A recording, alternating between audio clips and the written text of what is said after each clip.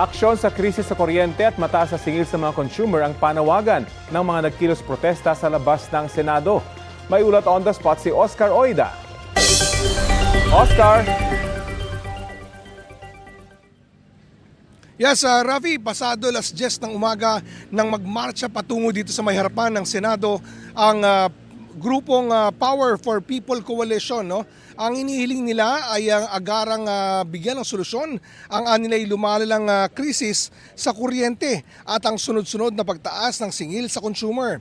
Ayon sa grupo, habang abala ang mga mambabatas sa mga usaping politikal, libo-libong pamilya naman ang nakakaranas ng brownout at mataas na bayarin sa kuryente sa gitna ng matinding init.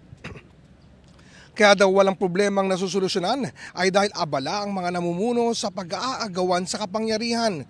Binatikos din nila ang mga power company dahil sa pagpapasa ng mataas na gastos sa langis, coal at gas direkta sa mga consumer sa pamamagitan ng mga pass-through charges. Iginit ng koalisyon na dapat pigilan ang pagtaas ng singil, itigil ang disconnection habang may krisis at bawasan ang pagdepende ng bansa sa fossil fuels para maiwasan ang mas malalang power crisis sa inaharap.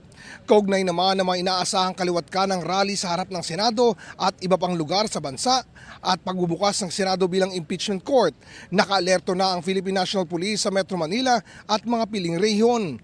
Ayon kay PNP Chief Police General Jose Melencio Nartates Jr., nakahanda ang mga pulis para siguraduhin ang kaayusan sa mga posibleng protesta at aktibidad ng magkakaibang grupong politikal.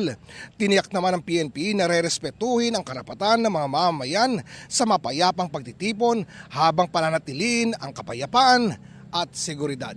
Rafi? Maraming salamat, Oscar Oida.